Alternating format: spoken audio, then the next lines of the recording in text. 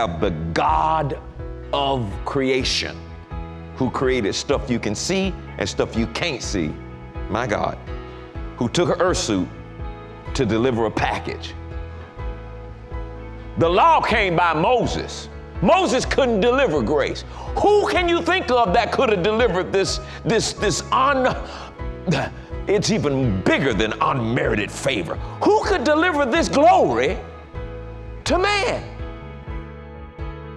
We are looking at the Gospel of John, and last week we talked about the Mosaic law versus the grace that came by Jesus. And so tonight what we're going to talk about,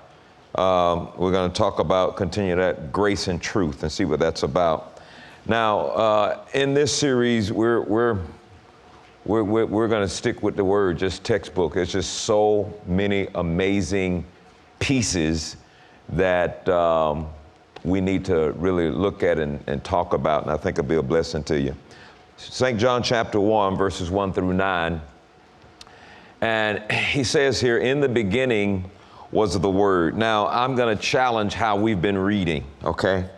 Sometimes we get an explanation of something, and we just stick with that forever, and we say, well, that's just what that means. And I'm telling you, the Holy Spirit will take you deeper. In the beginning was the Word, and the Word was with God. Now, here's the thing that should get our attention, and the Word was God. Now, this is in the beginning. This is before we called him Jesus. We see something in the book of Genesis when the Spirit of the Lord showed up in Genesis right when he was getting ready to sacrifice his son. You know, where was Jesus before he was put into a human body and called Jesus, you see? The triune existed, but I want you to go just a little deeper with this, not to bring about any confusion, but you're going to have a really big understanding of why Jesus was the only one that could give us grace and truth. Moses couldn't give it to us.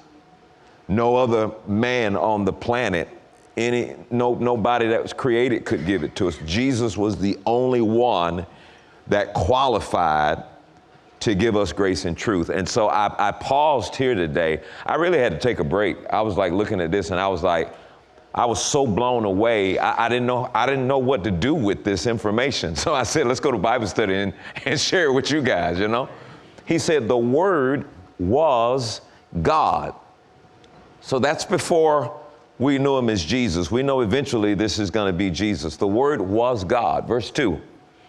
He says the same was in the beginning with God. The Word that was God, it was in the beginning with God. Yeah. Verse 3. All things were made by the Word that is God and the Word that was with God. All things were made by him, and subtract him. Without him was not anything made that was made. So you can never include him with the created. I felt that thing, boy. Let me come. You can't include him with the created. He's not created.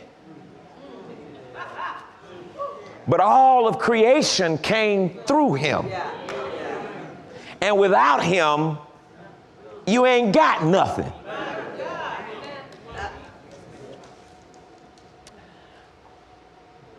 All things were made by him, and without him was not anything made that was made. Verse 4, in him, now this is the part I want you to get. In him was life. He breathed into the nostrils of man the breath of life, and man became a living soul. But the life was in him. He wasn't the created. He had the ability to be responsible for everything that's created, both seen stuff and unseen stuff. Okay? In him was life, and the life that was in him was the light of men. The life in him, now breathed into the nostrils of a man, became light to a man. 5. And the light shineth in darkness, and darkness comprehended it not. Real quick, look at that verse in the NLT, and then we'll go back to the King James. Look at this in NLT, St. John 1:5. He says, the light shines in the darkness, and the darkness can never extinguish it. The light shined in the darkness, and it can never be extinguished. Now think about this now. You cannot kill a spirit. You once life has been given unto you, it can't be extinguished. It can exist in one realm or another, but it can't be extinguished. And that's why I look at church folks. It's like, dude, do you realize how much you don't know? I had a moment this morning where I just thought, everything I've ever thought I knew, everything I thought I understood remains to be seen once I leave this physical body and return to the creator of all creation, both seen and unseen. You don't even know how that's going to take place. We think, well, you're going to die and you're in heaven. Do you understand what happens? The body is like a container. What happens when you take the top off of a container? What happens when what's in the container comes out? Woo, this is going to be outstanding. And while I'm at it, spend at least 30 minutes a day praying in tongues over the next 6 months, and you're going to be all right. Stuff crazy right now. 30 minutes a day praying in tongues. So whether you believe it or not, pray in tongues. Okay? So if you have to sit there and say yabba dabba do, yabba dabba do, you just pray in tongues.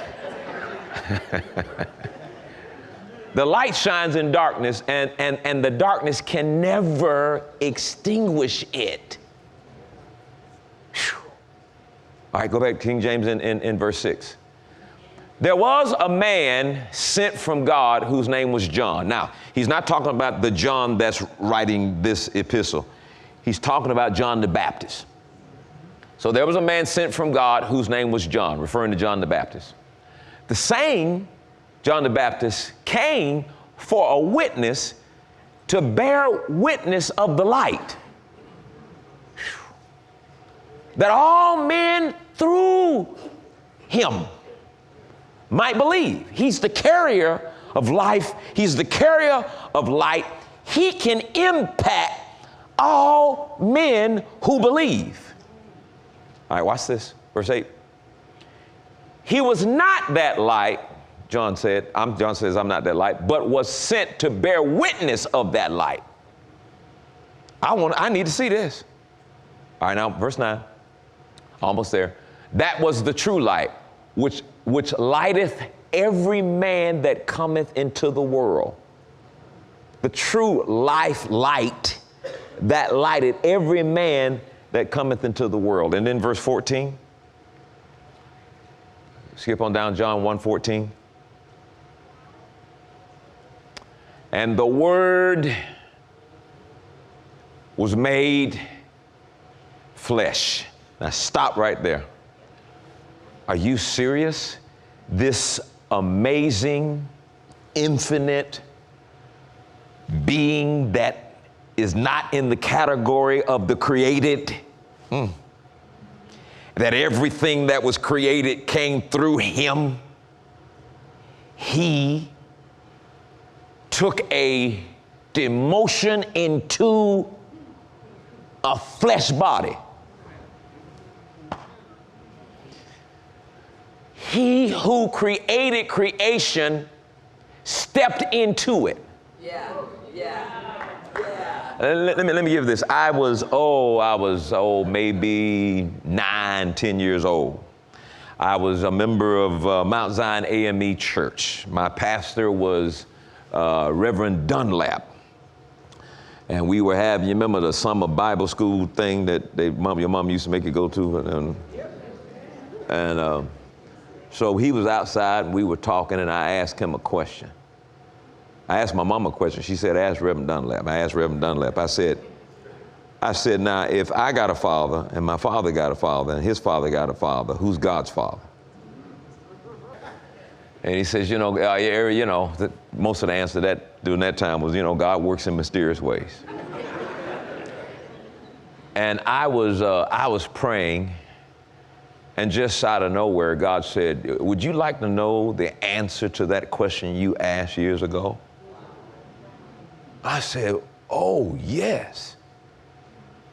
And he said to me, you're trying to relate to God like his creations relate to one another.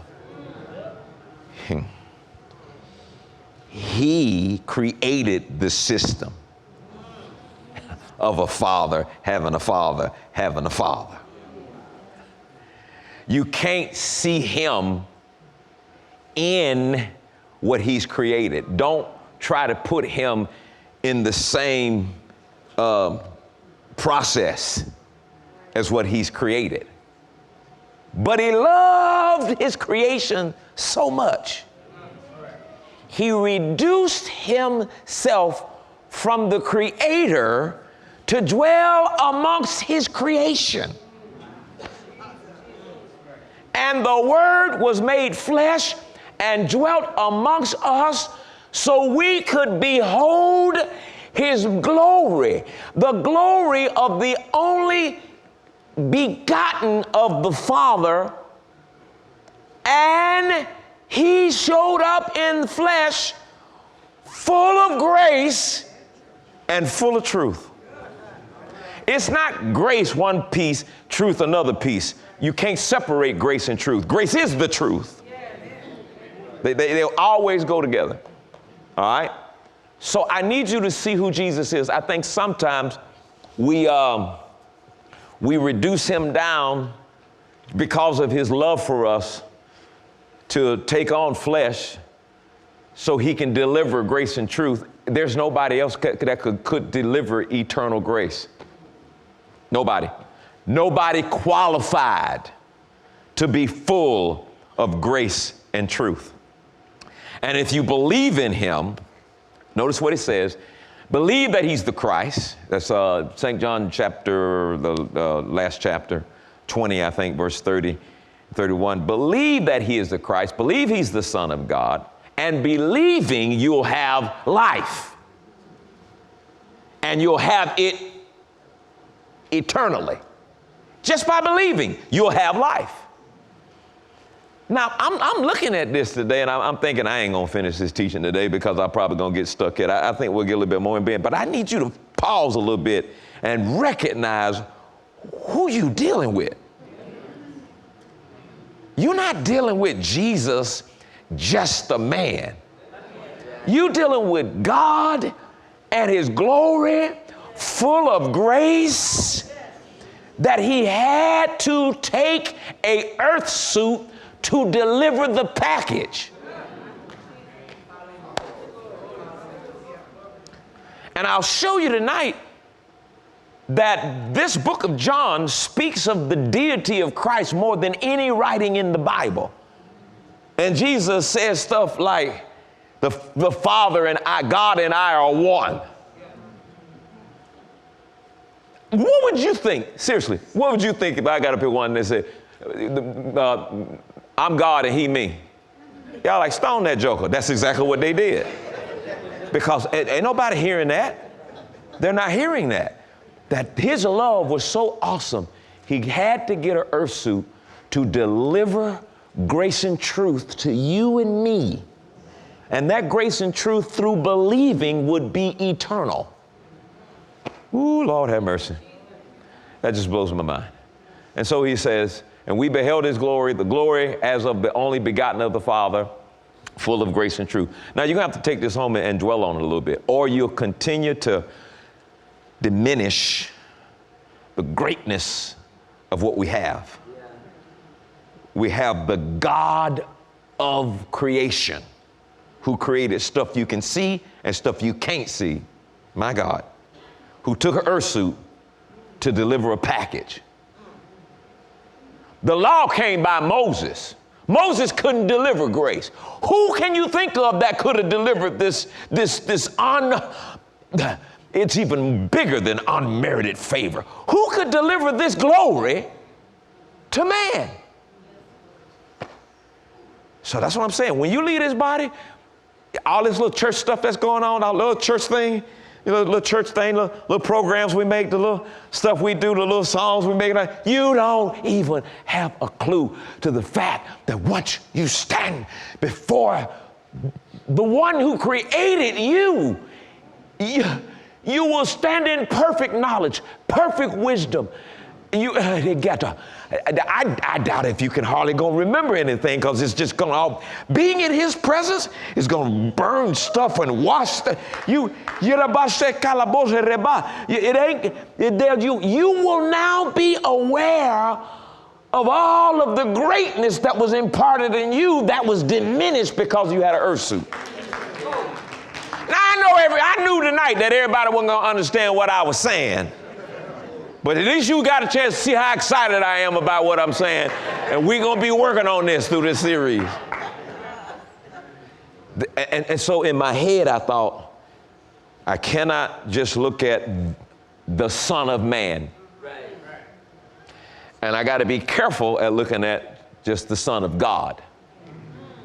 I now have to look at the Word in the beginning that was God, who created principalities, powers, spiritual realm, physical realm, and that awesomeness took on an earth suit.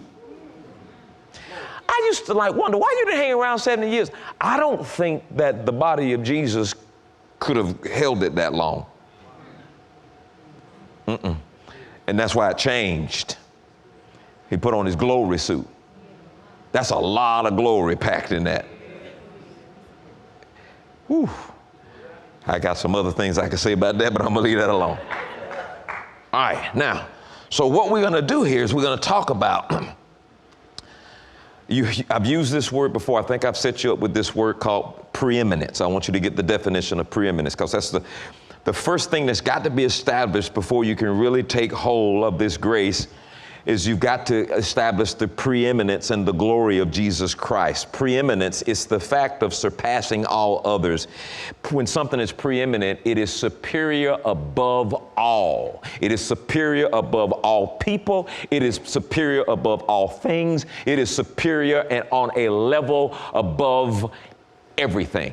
There is no competition. There is nothing to compare to it. It stands alone when it is preeminent. It is superior and above all.